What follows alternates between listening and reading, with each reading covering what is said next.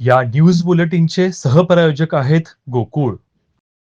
कोल्हापूर महापालिका निवडणुकीच्या जाहीर प्रचाराचा अखेरचा दिवस मंगळवारी प्रचंड गाजावाजात पार पडला. दिग्गज नेत्यांच्या सभांपासून ते उमेदवारांच्या रोड शो, प्रचार फेऱ्या आणि शक्ती प्रदर्शनापर्यंत शहरात सर्वत्र राजकीय धामधूम पाहायला मिळाली.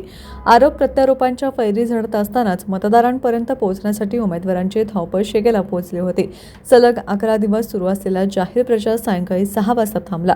तत्पूर्वी प्रत्येक पक्ष व उमेदवारांनी शेवटच्या क्षणापर्यंत मतदारसंघ ढवळून काढण्याचा पुरेपूर प्रयत्न केला.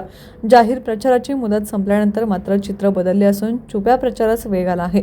समाज माध्यमे, लघु संदेश, दूरध्वनी संपर्क तसेच वैयक्तिक भेटीगाठींवर भर देत मतदारांना साकडे घातले जात आहे. 15 जानेवारी रोजी होणाऱ्या मतदानासाठी कोल्हापूर शहरातील 20 प्रभागांमधील 81 जागांसाठी 300हून अधिक उमेदवार रिंगणात आहेत. माहिती, महाविकास आघाडी, राष्ट्रवादी, वंचित आणि आम आदमी पक्षांच्या आघाड्यांमुळे प्रचारात चुरस निर्माण झाली. अखेरच्या दिवशी अनेक उमेदवारांनी ढोलताशांच्या गजरात आणि फटाक्यांच्या आतिषबाजीत भव्य प्रचार फेऱ्या काढल्या. वाहनांच्या रॅलीमुळे शहरातील काही भागात वाहतूक कोंडी झाली. काही उमेदवारांनी मात्र गर्दीचे प्रदर्शन टाळत थेट मतदारांच्या गाठीभेटींवर भर दिला.